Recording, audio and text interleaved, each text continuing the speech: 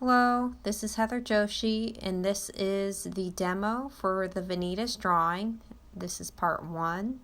All you need are a pencil, an 11 by 14 sheet of paper, and a lot of cool stuff. And I guess the Vanitas genre of drawing, it came about in the 1600s. It was meant to represent things that were permanent, things that were impermanent, life, death, and I guess vanities are like activities or objects, material goods that are useless when it comes to the long view. So, I thought quite a bit while creating the still life. I have this dire wolf skull, there's a baboon skull, and a coffee pot. I thought about the arrangement and trying to make it a little different. So instead of using an entire wolf skull, I used just the jaw with a gun. Thought about the wire, where how to place it. And I considered the background too. I wanted something a little more kind of geometric and bold. And then I got the idea to add a little bit of contrast and to kind of carry out that white in the gun with one of those notorious paper tabs that we're used to from our sketchbook. Tell you a little bit about my own idiosyncratic symbolism. Obviously, the jawbone, it's a memento mori, it's part of a skull. It reminds us of death and that every living thing is going to die. The gun, or this Nerf gun, obviously also stands for like killing, also relating to death, showing us how fragile life is. And it is pretty absurd when you think like just something that's less than a foot long, and you have a little bullet that can actually kill somebody. It's tragic and maddening. And obviously the jawbone of a wolf, it's a predator animal. To live, they have to consume. So it's kind of like a whole little bit of a circle of life thing. But I guess the gun with the jawbone of a wolf, canines, it seems more of like kind of like a violent representation of death. Then looking at I have an electrical wire. So electricity, it makes our lights turn on, it animates robots, makes things move, and the electrical cord, it's almost like a vein that allows electricity to run through it. So for me, that's something that's a little bit more lively, and that compelled me to get that sketchbook pad or sketchbook tablet and crinkle it up, make it almost look like a light bulb or a spark, or not a light bulb, I'm so sorry, lightning bolt or spark. So it has that kind of zigzaggy look about it. And also, it's kind of an artifact of creating something.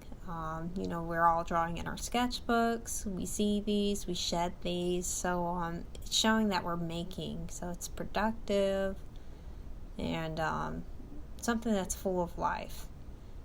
And again, also provides a nice value contrast and line variety too. Got the thin wire, and then we got that wider paper tab. So think about formal things as well as symbolic things. You might see the background. We have those red and yellow stripes. It's kind of jarring. I almost like to think of the word verdant, something that's almost, it's kind of like living, but almost in like a too much kind of way, almost like a jungle. You could see the base of the coffee pot. Maybe it's another kind of on the nose symbol for being alive. So when we wake up, we know we're alive. What do we do to get our juices flowing? We drink a nice dark hot pot of coffee or cup of coffee to get going. So there's the coffee pot there. And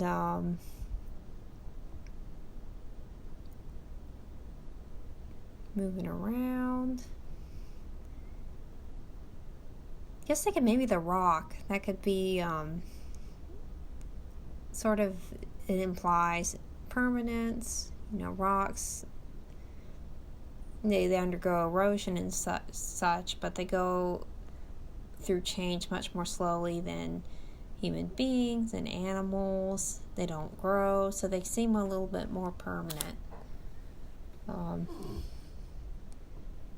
And I guess as far as like arranging the objects, thinking about the formal qualities of the way the still life or the drawing is looking, it's always good to have kind of crisscrosses. It helps move your eye from left to right. It adds some layering and depth to have an overlap. So also I was pretty intentional when I crossed that electrical wire. And then I'm using that kind of the plug as a directional force, or even creating a psychic line. It seems to be pointing at the barrel of the Nerf gun there. And then so there's the baboon skull. We don't see its eyes or anything, but it's pretty animated. The mouth is open. We have this wire spewing out of it like a tongue. So even though we know this animal's dead, it has a verb. It's like it's screaming, it's eating, it's spewing, it's doing something.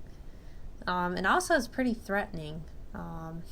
So I guess we have the red, danger, yellow, caution. We got these animals with sharp, pointy canines.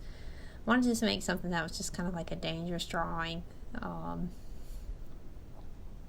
but in a more sort of like a kind of a fun, exciting way.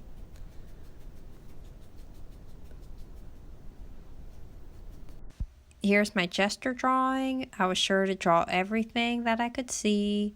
I drew it lightly and was more general. I didn't get locked into rendering details. So I looked very closely at the negative shapes. So here I'm outlining the handle of the coffee jar. There I'm finding this teardrop shape or triangle between the teeth and the gun. Looking at the yellow and red striped fabric. Looking at the platform on which the coffee pot's resting. The area under the gun handle. I'll show you my negative shapes in the gesture. So there's the area for the coffee pot handle, between the gun and the coffee pot handle, the gun handle and the podium, the kind of the silhouette of the baboon skull and the coffee pot. So consider the negative shapes even more than the objects themselves. And with the wire and the paper tap, we're really lucky because those are actual lines. So I'm looking at the shapes that they're making. So there's that kind of jelly bean shape. So I did have to make a correction. So look at the lid. I had to shave it down a bit, so it was foreshortened. So it's good I didn't draw too dark when I made my gesture. And after making that correction, I drew darker lines. Tell you about some of the intricate qualities of wires. So see how the wire, it starts out as like kind of two bands, it becomes one, it turns into two again. It almost looks ribbon-like. Be on the lookout for similar nuances for wire, for earbuds, or anything in your vanitas.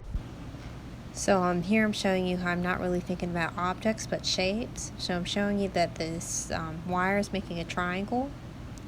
So here is that triangle in my drawing.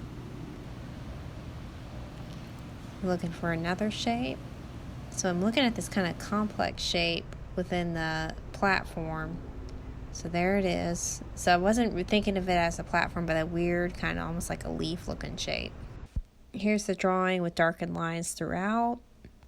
Here's the drawing with the still life.